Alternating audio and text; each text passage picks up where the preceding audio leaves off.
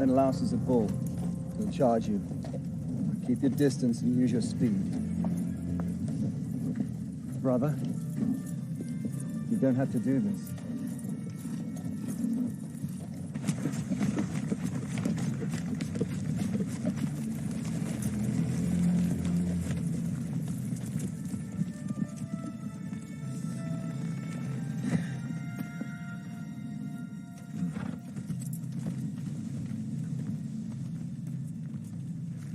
I see you're not hiding behind your high walls. Valiant of you. Ill-advised, but valiant. You come here uninvited. Go back to your ships and go home. We've come too far, Prince Hector. Prince? What prince? What son of a king would accept a man's hospitality? Eat his food, drink his wine, embrace him in friendship, and then steal his wife in the middle of the night? The sun was shining when your wife left you. She's up there watching, isn't she? Good. I want her to watch you die. Not yet, brother. Look around you, Hector. I brought all the warriors of Greece to your shores. You can still save Troy, young prince. I have two wishes. If you grant them, no more of your people need die. First, you must give Helen back to my brother. Second, Troy must submit to my command to fight for me whenever I call. You want me to look upon your army and tremble? Well, I see them. I see 50,000 men brought here to fight for one man's greed. Careful, boy. My mercy has limits. And I've seen the limits of your mercy. And I tell you now, no son of Troy will ever submit to a foreign ruler. Then every son of Troy shall die. There is another way. I love Helen. I won't give her up, and neither will you. So let us fight our own battle. The winner takes Helen home. And let that be the end of it. A brave offer, but not enough. Let me kill this little peacock. I didn't come here for your pretty wife. I came here for Troy. I came for my honor. His every breath insults me. Let me kill him. When he's lying in the dust, give the signal to attack. You'll have your city. I'll have my revenge.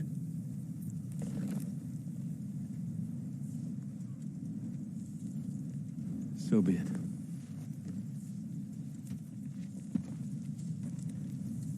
I accept your challenge. And tonight, I'll drink to your bones.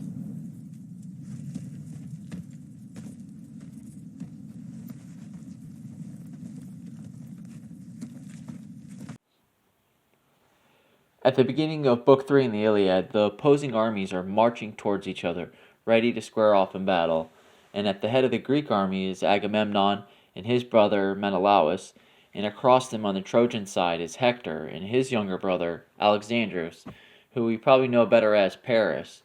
And of course, Paris is the reason for the Trojan War, stealing away Menelaus' wife, Helen, Queen of Sparta, and taking her to be his wife in Troy. And Agamemnon, seizing on the opportunity to, unite the various Greek tribes and profit from the sacking of Troy, launches the greatest siege in world history, or certainly of the Bronze Age. And the first two books of the Iliad center around Agamemnon and his struggles to lead a cohesive Greek contingent, and his struggles and quarrel and divorce eventually from his best warrior, Achilles, in addition to his efforts to rally the Greek troops. And this is told through his lying dream delivered from Zeus. Whereas Book 3 focuses on Paris and Menelaus and their one-on-one fight, reminiscent of David and Goliath, I argue. And we can understand Paris through the character of David in the first book of Samuel.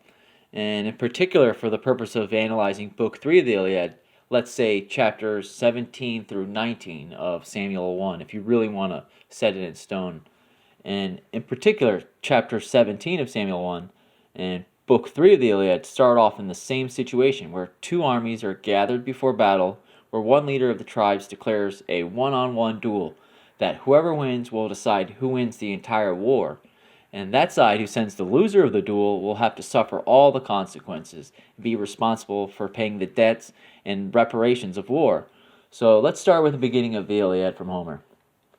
When the companies were thus arrayed, each under its own captain, the Trojans advanced as a flight of wild fowl, or cranes that scream overhead when rain and winter drive them over the flowing waters of Oceanus to bring death and destruction on the pygmies, and they wrangle in the air as they fly.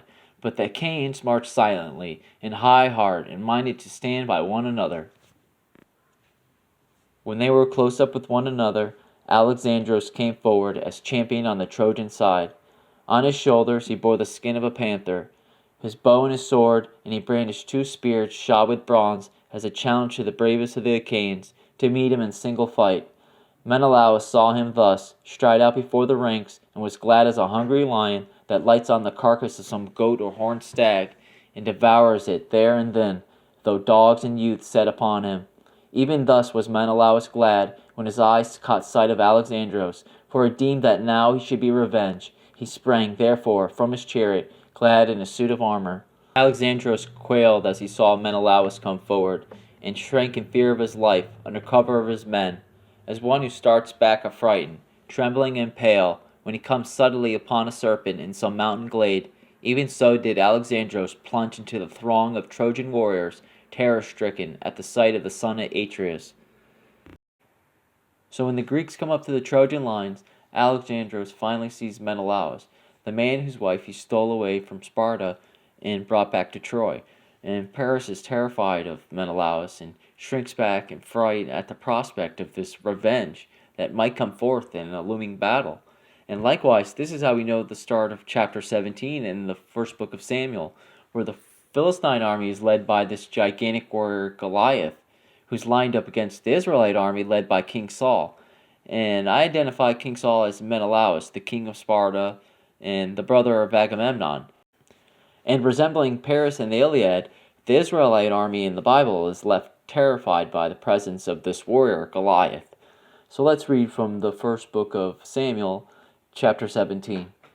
Now the Philistines gathered their forces for war and assembled at Soko in Judah and pitched camp. Saul and the Israelites assembled and camped in the valley of Elah and drew up their battle lines to meet the Philistines. The Philistines occupied one hill and the Israelites another, with the valley between them. Goliath stood and shouted to the ranks of Israel, "Why do you come out and line up for battle? Am I not a Philistine, and are you not the servants of Saul? Choose a man and have him come down to me. If he is able to fight and kill me, we will become your subjects. But if I overcome him and kill him, you will become our subjects and serve us."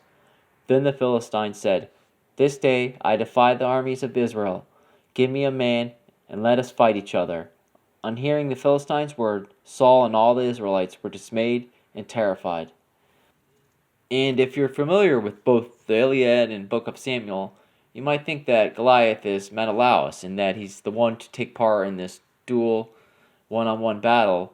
But we need to think of Goliath as the symbolic character, and he represents the sacrificial lamb that we'll read about in the Iliad, as well as this metaphor for this sexual cucking of Saul by David. And if we apply that to the Iliad, Menelaus by Paris, right? So Goliath means exposer, or exile in Hebrew, from the verb gala, or in English, to uncover, expose, or remove. And basically this is what has happened to Helen as a result of her affair being exposed, right? She's exiled. And this whole prospect of a one-on-one duel like the Greeks versus Trojans is set in place, right? It's the whole reason for the Iliad and the Trojan War. And now, and furthermore, Goliath represents this oath, or maybe more so this gauntlet, right, that's thrown down, that whoever wins this one-on-one battle, right, is going to be the leader of the Israelites. And while you might think it's King Saul versus Goliath, it really ends up being David versus Saul, right? And transferring that to the Iliad, it's Paris or the Trojans versus Menelaus and the Greeks. Now back to the narrative in the book of Samuel. David, the son of Jesse, was at home watching his father's flocks. while all his brothers were at the front lines of the battle with the Israelites. So here, let's read from the book of Samuel.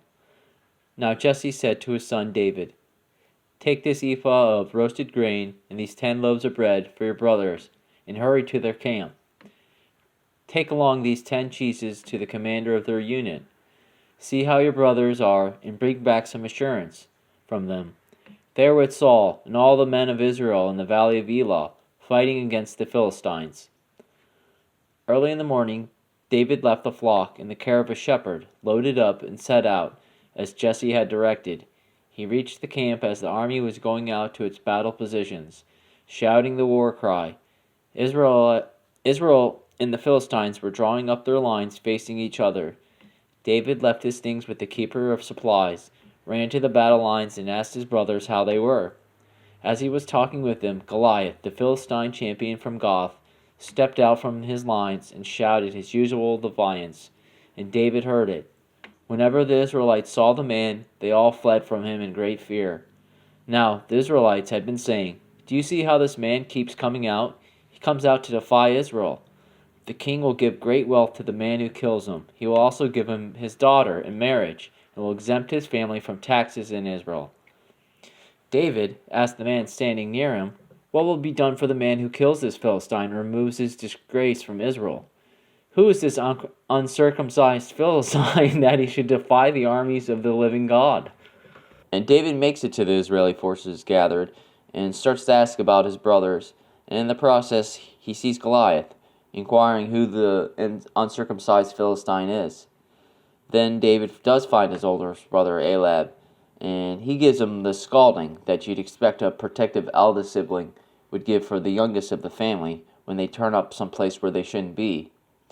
And eventually David volunteers to kill Goliath, only to be rebuked by Saul, the king and leader of the Israelites. So let's read further into Samuel. When Iliad, David's oldest brother, heard him speaking with the men, he burned with anger at him and asked, "Why have you come down here? With whom did you leave those few sheep in the wilderness? I know how conceited you are, and how wicked your heart is. You came down only to watch the battle." "Now what have I done?" said David. "Can I even speak?" He then turned away to someone else and brought up the same matter, and the men answered him as before. What David said was overheard and reported to Saul, and Saul sent for him. David said to Saul, "Let no one lose heart on account of this Philistine. Your servant will go and fight him." Saul replied, "You are not able to go out against this Philistine and fight him. You are only a young man, and he has been a warrior from his youth." So again, we can identify Saul with Menelaus, the king of Sparta. In addition, we can think of David's older brother Iliad, who greets him with hostility initially, as the Trojan prince Hector, the oldest brother of Paris. And much like Samuel 1, where Iliad chides David, Hector receives Paris in the same manner. Let's read further into the Iliad. Then Hector upbraided him. "Paris," said he, "evil-hearted Paris, fair to see, but woman-mad and false of tongue. Would that you had never been born, or that you had died unwed. Better so, than to live to be disgraced, and looked askance at. Will not the Achaeans mock at us, and say that we have sent one to champion us, who is fair to see, but who has neither wit nor courage? Did you not, such as you are, get your following together, and sail beyond the seas? Did you not, from your far country, carry off a lovely woman, wedded among a people of warriors, to bring sorrow upon your father, your city, and your whole country, but joy to your enemies, and hang-dog shamefacedness to yourself? And now, can you not dare to face Menelaus, and learn what manner of man he is, whose wife you have stolen? Where indeed would be your lyre, and your love tricks, your comely locks, and your fair favor, when you were lying in the dust before him? The Trojans are a weak-kneed people, or ere this you would have had a shirt of stones for the wrongs you have done to them. From Samuel, David's oldest brother Iliad says to him, "I know how conceited you are, and how wicked your heart is. You came down only to watch the battle." And in Book 3 of the Iliad, the eldest brother Hector scolds his youngest sibling Alexandros for coming out to the fore of the fight, calling him evil-hearted and a womanizer and a coward. And we could probably understand the metaphor of David being a shepherd in leaving his flock in the wilderness to come to the battle as a metaphor for like philandering or womanizing, and that he wants to come to just watch the battle as like being a coward, right? So moreover, it's Alexandros also who volunteers to fight for the Trojan side in the duel, similar to David, who takes on the responsibility of jousting Goliath, right, in Samuel 1. And more from the Iliad. And Alexandros answered, Hector, your rebuke is just. You are hard as the axe which a shipwright wields at his work, and cleaves the timber to his liking.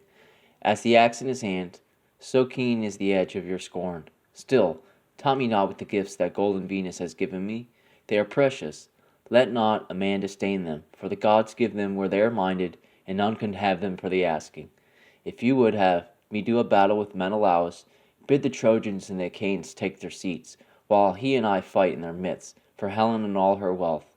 Let him, who shall be victorious, and prove to be the better man, take the woman and all she has, to bear them to his home.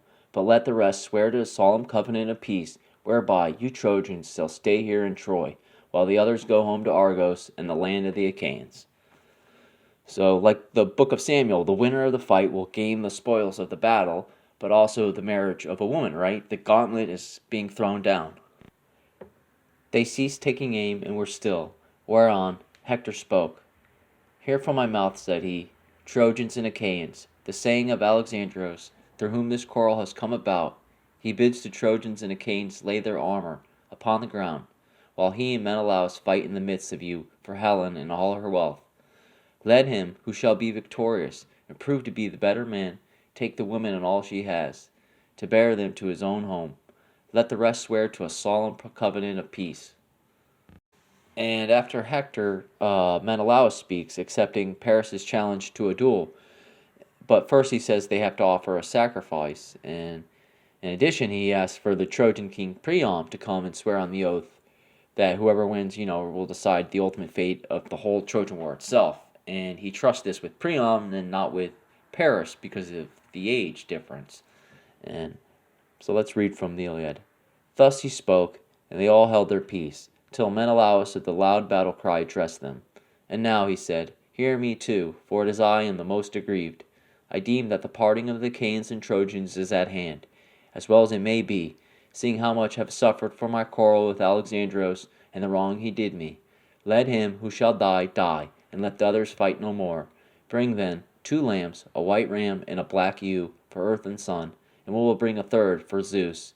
Moreover, you shall bid Priam come, that he may swear to the covenant himself, for his sons are high-handed and ill to trust, and the oaths of Zeus must not be transgressed or taken in vain. Young men's minds are as light as air, but when an old man comes, he looks before and after, deeming that which shall be fairest upon both sides. Right? And like Saul with David, Menelaus doesn't give Paris the benefit of the doubt due to his young age. And this is more confirmation that Goliath is the sacrificial lamb that Menelaus asked for Priam and Agamemnon to take their oaths upon, to swear whoever wins the fight will win the war, treasure, and woman. And this is akin to King Saul deeming David as too young to fight Goliath. From Samuel, where Saul replied, You are not able to go out against the Philistine and fight him. You are only a young man, and he has been a warrior from his youth. And that's why Menelaus asked for Priam to come and take the oath, because of his old age, and thus he is more trustworthy. Furthermore, into the Iliad, after they have gotten the lambs and Priam, the oaths are ready to be taken, so let's read. Agamemnon and Odysseus both rose to meet them. The attendants brought on the oath offerings and mixed the wine in the mixing bowls. They poured water over the hands of the chieftains, and the son of Atreus drew the dagger that hung by his sword, and cut wool from the lamb's head. This the men servants gave about them among the Trojans and Achaean princes, and the son of Atreus lifted up his hands in prayer. Father Zeus, he cried, that rulest in Ida, most glorious in power, and thou, O Son, that seest and givest all ear to all things, earth and rivers, and ye in the realms below chastise the soul of him that has broken his oath, witness these rites and guard them, that they not be in vain. If Alexandros kills Menelaus, let him keep Helen and all her wealth, while he sail home with our ships. But if Menelaus kills Alexandros, let the Trojans give back Helen on all that she has. Let them moreover pay such fine to the Achaeans as shall be agreed upon, in testimony among those that shall be born hereafter. Aid if Priam and his sons refuse such fine when Alexandra has fallen, then will I stay here and fight on till I have got satisfaction. And remember, Goliath means to uncover or to remove, and the sacrificial lambs of the Iliad are brought out and the heads are shaven, and then they mix the wine in the mixing bowls. And as they are saying their oaths, they slit the throats of the lambs. And we can think of this as like a metaphor for circumcision and like a covenant. When David first sees Goliath, he remarks about how like he is uncircumcised and that they should get 100 Philistine foreskins to punish them for their insolence. So you can imagine the circumcision of Goliath through the shaving of the heads and sacrifice of the lambs. But in addition, we can also like take it to understand it through the mixing of the wine and the oaths, like through Jem and the abduction of Helen by Paris. And likewise, the winner of the duel between Goliath and David will get to marry Saul's daughter, who we find out is named Michal, right? And she's thus analogous to Helen. Homer describes the sacrifice of the lamb, so here let's read from it. As he spoke, he drew his knife across the throats of the victims and laid them down, gasping and dying upon the ground, for the knife had reft them of their strength. Then they poured the wine from the mixing bowls into the cups and prayed to the everlasting God, saying, Trojans and Achaeans, among one another, Zeus most great and glorious, and yea, other everlasting gods, grant that the brains of them who shall first sin against their oaths of them and their children may be shed upon the ground, even as this wine, and let their wives become the slaves of strangers. And from the Bible, David versus Goliath is like the most well-known part of the whole book, where David first stuns Goliath with a stone from a sling, right? And then he cuts his head off with Goliath's own sword. And thereafter, is a huge celebration. And if you really know Samuel 1, you'll probably know that already, right? That Saul and David don't end up getting along. And eventually Saul becomes deadly jealous of David. So here, let's read further from Samuel 1. When the men were returning from home, after David had killed the Philistine, the women came out from all the towns of Israel to meet King Saul with singing and dancing, with joyful songs and with timbrels and lyres. As they danced, they sang, Saul has slain his thousands, and David his tens of thousands. And Saul was very angry. This refrain displeased him greatly. They have credited David with tens of thousands, he thought, but me with only thousands? What more can he get but the kingdom? And from that time on, Saul kept a close eye on David. And I've already read this part in the Iliad, but it's of Menelaus expressing jealousy of Paris, much like Saul has for David from where I just read from. So, let's read. Thus he spoke, and they all held their peace, till Menelaus of the loud battle cry addressed them. And now, he said, hear me too, for it is I who am the most aggrieved. So again, Menelaus, like Saul, has become jealous of this new young upstart prince who has eyes for his wife, and the jealousy of Saul eventually drives him to launch his spear at David twice. So here, let's read further from Samuel 1. The next day, an evil spirit of God came forcefully on Saul.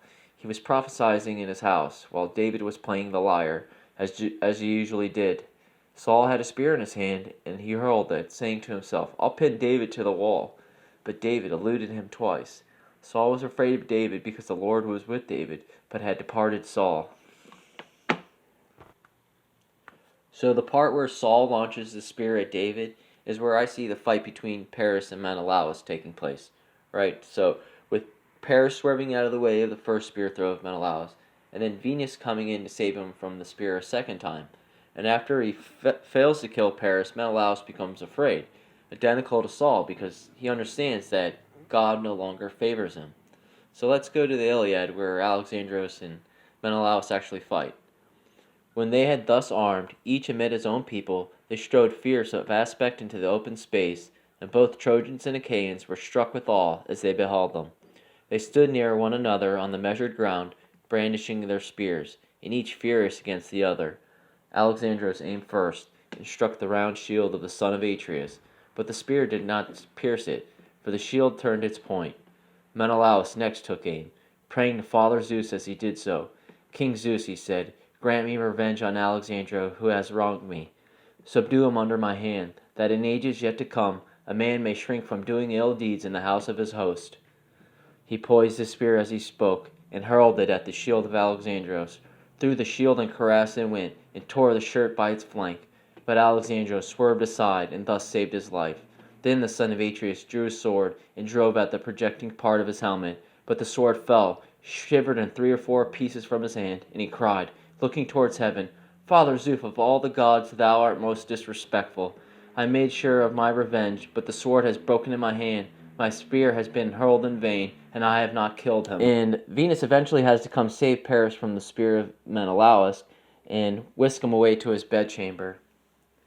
With this he flew at Alexandros, caught him by the horsehair plume of his helmet, and began dragging him towards the Achaeans.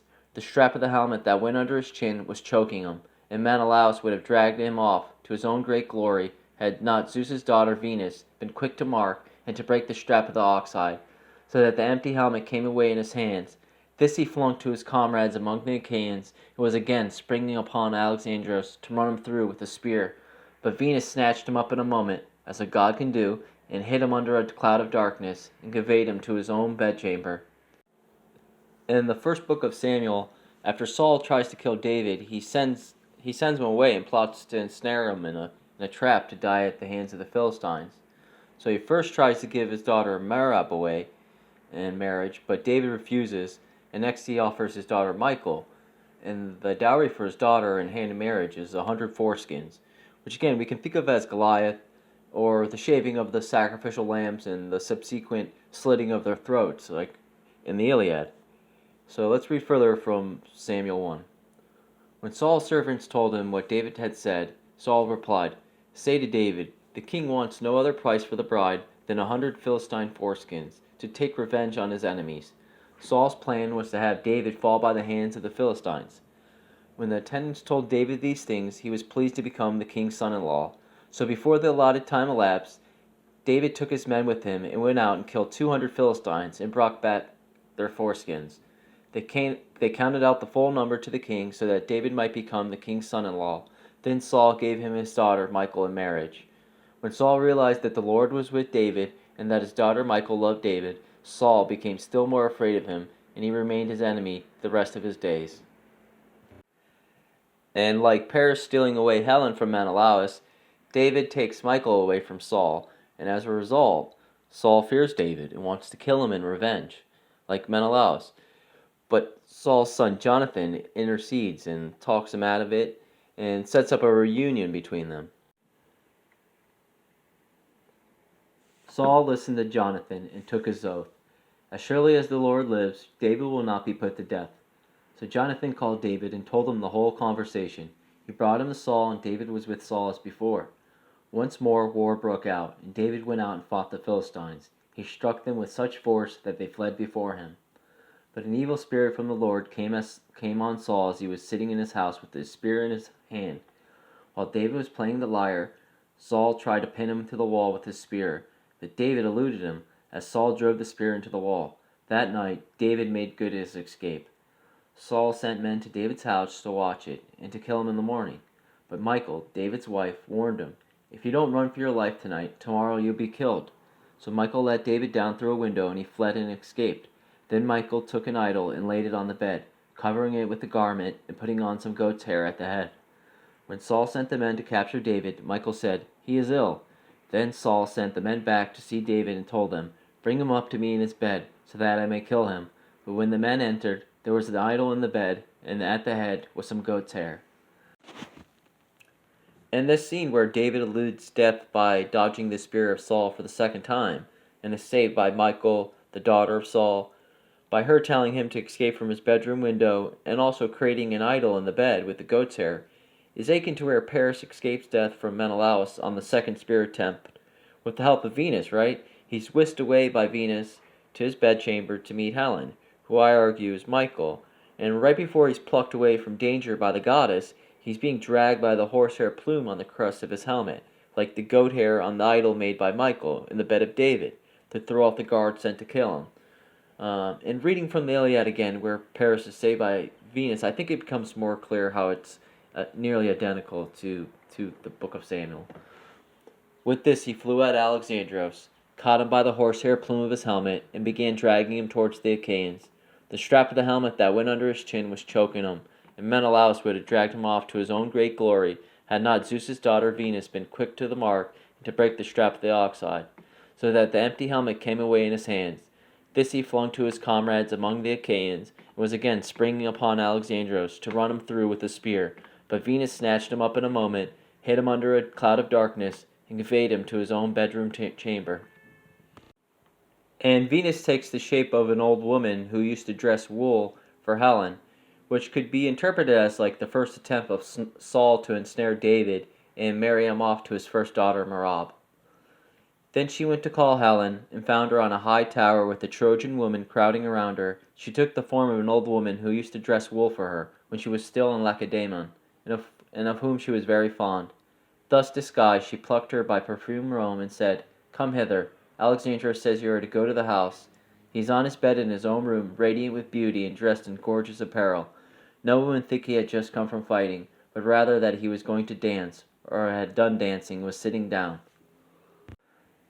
And Paris also has his clothes changed when being transported to his bedchamber from the battlefield outside the gates of Troy, and he's said to be radiant with beauty and dressed like he was coming from a dance. Which just adds some context that this is like the part of the narrative in Samuel 1, where there's a mannequin being made with the goat hair in the bed of David. Reading further into the Iliad. On this, Helen, daughter of aegis-bearing Jove, sat down, and with eyes askance began to upbraid her husband. "So you are come from the fight," said she. "Would that you had fallen rather by the hand of that brave man who was my husband. He used to brag that you were a better man with hands and spear than Menelaus. Go, but I then, and challenge him again. But I should advise you not to do so, for if you are foolish enough to meet him in single combat, you will soon all by his spear." And Paris answered, "Wife, do not vex me with your reproaches. This time, with the help of Athena, Menelaus has vanquished me. Another time I may myself be victor, for I too have gods that will stand by me.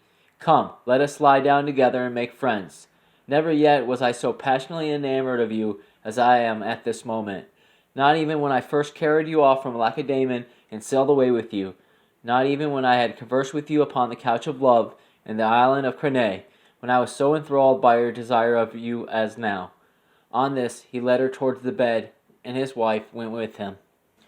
Thus they laid themselves on the bed together, but the son of Atreus strode among the throng, looking everywhere for Alexandrus, and no man, neither of the Trojans nor of the allies, could find him. If they had seen him, they were in no mind to hide him, for they, all of them, hated him, as they did death itself. So in chapter 19 of Samuel 1, Saul asks Michal, his daughter, why she helped David flee, and she responds that he would have killed her if she was in his way. And Paris and Helen have like a little fight when they are reunited, and Helen wishes him dead, but Paris has the goddess of love, Venus, on his side, so he's able to like seduce her.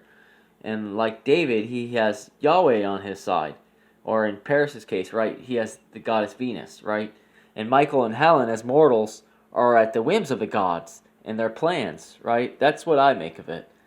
From Samuel chapter 19, Saul said to Michal, "Why did you deceive me like this and send my enemy away so that he escaped?" And Michal told him, "He said to me, 'Let me get away. Why should I kill you?'" Well, that brings us to the end of this video, and I hope you enjoyed it and found it informative. Be on the lookout for further exploration into both the Iliad and Exodus, as well as other ancient mythos of the Mediterranean and Near East. Bye.